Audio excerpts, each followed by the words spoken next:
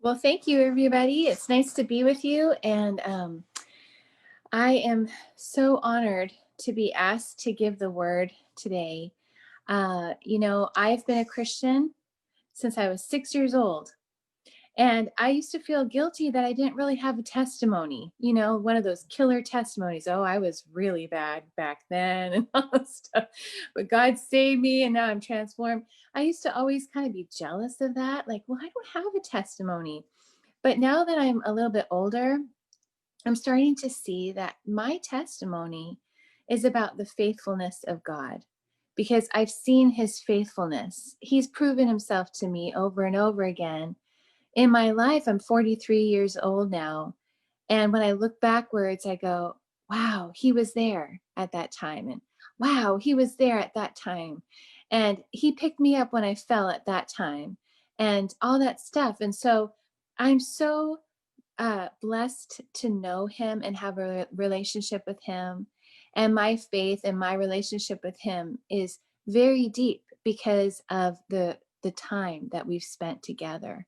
So I tell you all of that because as a singer songwriter and a worship leader as well, I love to pull from the scriptures to really take what is here in the promises of God, the inerrant word of scripture, his word, and put it in a song, because we can remember songs really easily, so much better than a message. Maybe after today you might not remember what I said, but you'll remember some of these songs that these ladies have sung, and a lot of these songs are based out of scripture.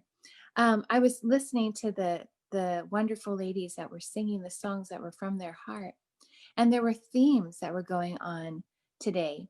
There was a theme of peace. And in the United States, and all around the world, really, we need peace. And in the word, it says that Jesus is the Prince of Peace. And we're going to get into that in just a second. So a theme of peace, a theme of trust, a theme of looking up, remembering that this is not our home, but Jesus is preparing a place for us. And so when we look at all of these things, and a theme of forgiveness actually was sung as well. So I'm just going to pray. And then I would like to just share some scripture, share from the word, share from God's heart and his character. I don't want to tell you about what my heart and character is because I'm not God, but I want to tell you about his promises and his character for you and your relationship and what he wants to have with you. So, Lord, I just pray that you will speak through your word and that you will really minister to the hearts of the people who are here. And Lord, if there's somebody who's listening and watching and they don't have a relationship with you, Jesus, I pray that you will call them to yourself, that your Holy Spirit will really minister to them and they will give their lives to you. It says in your word, it is by faith that we are saved. And if we confess with our mouths that you are Lord and believe in our heart that you were raised from the grave, that we are saved. And you want us to be your children again. You have come to bring reconciliation. So we just pray for that. And we ask all these things in your name. Amen. So Maria was talking about Isaiah, I think 23. How interesting, because I'm going to be reading in Isaiah as well. Isaiah 25:1 says, O Lord, you are my God. I will exalt you. I will praise your name, for you have done wonderful things, plans formed of old, faithful and sure.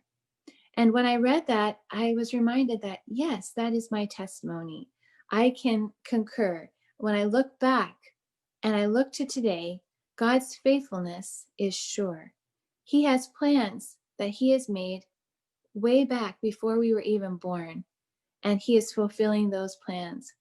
And when we see the hand of God in our lives, what else can we do but say, Oh Lord, you are my God. I will exalt you. You are worthy. You are holy. I will praise your name. Because how can we not worship him when he's been so good? And he is so good. And then in Isaiah chapter 26, verse 3, it says, You keep him in perfect peace, whose mind is stayed on you, because he trusts in you. And as a follower of Jesus, he does. He does give us perfect peace when our minds are stayed on him and when we trust him. Now, in this time of uncertainty in our world, you know, Satan would like nothing more than to bring division, to bring anxiety. He wants to do everything but give us peace. He doesn't give peace, right? But when we are reminded of God's promises in his word, his Holy Spirit ministers to our hearts, and he reminds us that we are not alone. We do not need to worry. He's been faithful in the past. He is faithful today, and he will be faithful in the future. And so that's why I want to read from the Bible, because let him speak. Let him speak over us today and remind us that even though our world is shaken up, God is sovereign. Jesus is on his throne. He's not freaked out right now, which is so wonderful. I'm glad at least one person is not freaked out. And he knows who is sitting on their thrones, kings and kingdoms, leaders. He actually has the authority to put the leaders in their positions where they are at, which is such an interesting, crazy idea to think about, but it's true. He's not freaked out. He knows exactly what's going on. And so we can trust him. One of my favorite chapters in the Bible that has really been ministering to me this year is John chapter 14. Because I think sometimes we can allow what's going on in the world to take our focus off of Jesus. And actually, Jesus was the main theme today, right? He has been the main theme today, which is awesome. It's all about Jesus. But let me speak his words today in chapter 14. Let's talk about those in a little bit. So, chapter 14, verse 1 through 6 says, "Let not your hearts be troubled. Believe in God, believe also in me." This is what Jesus said to his disciples and to us. "In my Father's house are many rooms. If it were not so, would I have told you that? I go to prepare a place for you. And if I go and prepare a place for you, I will come again and will take you to be with me, that where I am, you may also be. And you know the way to where I'm going." Now, it's funny because Thomas was known as Doubting Thomas. And some of you might have really heard that, little nickname that he was given. And he said, "Lord, we do not know where you are going. How can we know the way?" Jesus said to him, "I am the way, the truth, and the life. And no one comes to the Father except through me. If you had known me, you would have known my Father also. From now on, you do know him and have seen him." So, God created the heavens and the earth. He created us. And we are fearfully and wonderfully made from Psalm 139. But in order to really understand the heart of God, we look to Jesus. And how wonderful the promises that he gave in these first few verses. He said, "Hey, don't let your hearts be troubled. Believe in me. Believe in my Father. I'm preparing a place for you that's going to be way better than this place." And you know what? Just for, I reference this as well. Let's talk about that for just a second. In Revelation 21, let's see, I think it was John. John wrote this. He said, "Then I saw a new heaven and a new earth, for the first heaven and the first earth had passed away." And as he said, "Behold, the dwelling place of God is with man. He will dwell with them, and they will be his people, and God himself will be with them as their God. He will wipe away every tear from their eyes, and death shall be no more. Neither shall there be mourning, nor crying, nor pain any more, for the former things have passed away." And you know what I remember? I think it was Maria. She sang a song about making all things new, right? I think it was Maria. Well, guess what? Verse 5 in chapter 21 says this, and he who was seated on the throne said, behold, I am making all things new. How awesome is that? So the word of God has the promises that give us peace when we know where to find them, right? So let's go back to John chapter 14 and let's read verses 12 through 14. Jesus continued on and said, truly, truly, I say to you, whoever believes in me will also do the works that I do, and greater works than these will he do, because I'm going to the Father. Whatever you ask in my name, this I will do. Now, sometimes we take these things out of context, and something that he says is really important, I think, that the Father may be glorified in the Son. So just because I would love to have a Camaro that has tinted windows, and I kind of like red, but I love black and maybe white stripes, doesn't mean that because I ask in Jesus's name, he's going to give me a Camaro. It's always to glorify the Father through the Son. So when we ask, when our hearts are aligned with him, that's when he answers.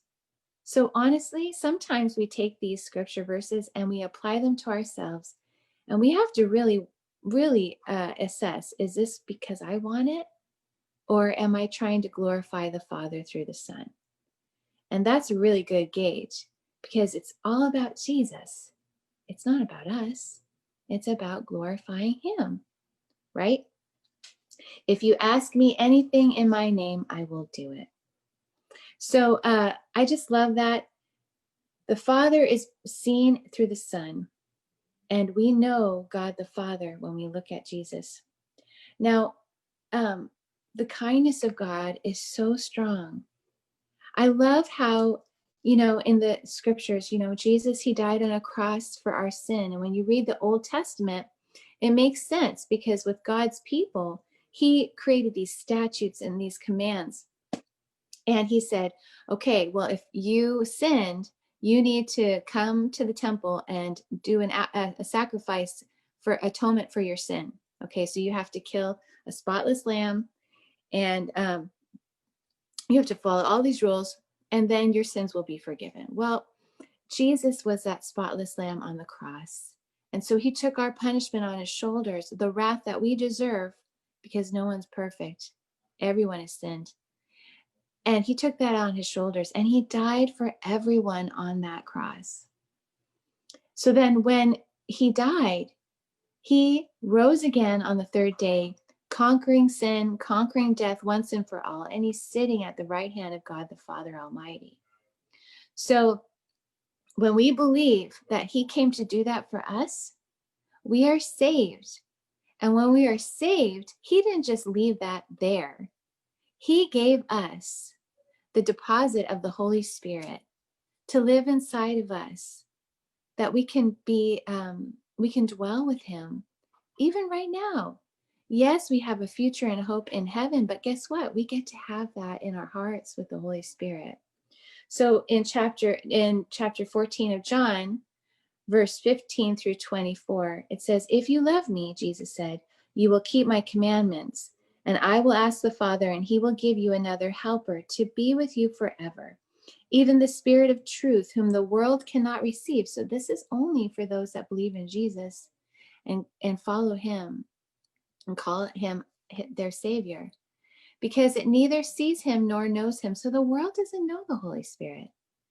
You know him, for he dwells with you and will be in you. Isn't that awesome? He says, I will not leave you as orphans. I will come to you. Yet a little while, and the world will see me no more, but you will see me. Because I live, you also will live. Because Jesus lives, we live. So it doesn't matter what happens in this world. It doesn't matter what president is put on that seat in the United States. It doesn't matter if we have to deal with COVID for another year and a half, even though we really, really hope we do not have to do that. Because Jesus lives, we also live.